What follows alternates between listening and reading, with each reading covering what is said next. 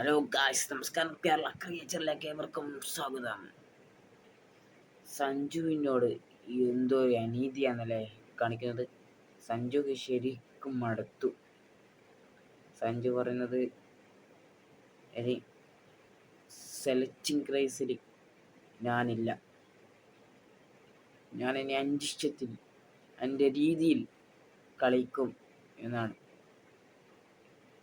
സഞ്ജുവിന് മടുത്തു. World cup എടുക്കാൻ സാധിച്ച അവസാനത്തെ 3 ഇമ്പോർട്ടൻ്റ് മത്സരം സഞ്ജു എടുക്കാൻ സഞ്ജു കാരണമാണ് സാധിച്ചത്. അത് ചിന്തിക്കണം. ഇഷാൻ കിഷാനെ ആദ്യം ടീമിൽ നിന്ന് പുറത്താക്കി, പിന്നെ ഇതാ കംബാക്കായി ഇഷാൻ വന്നതുപോലെ സഞ്ജു ഒരു നാൾ കംബാക്കായി വരിക തന്നെ ചെയ്യും, അതുറപ്പാണ്.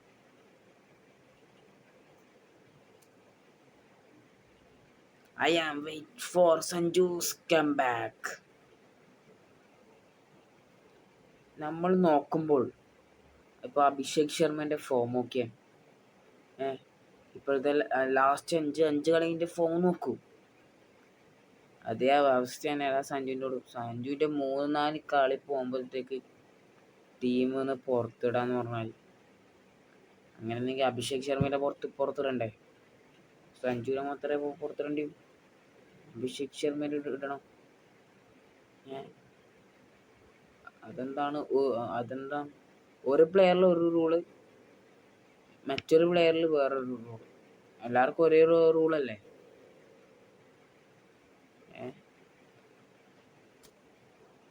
അഭിഷേക് ശർമ്മനോട് വെറുപ്പുണ്ടായോണ്ടല്ല പറയും, പക്ഷെ അങ്ങനെ ഇതാക്കാൻ പാടില്ലല്ലോ, ഒരു പ്ലെയറിലെ മാത്രം.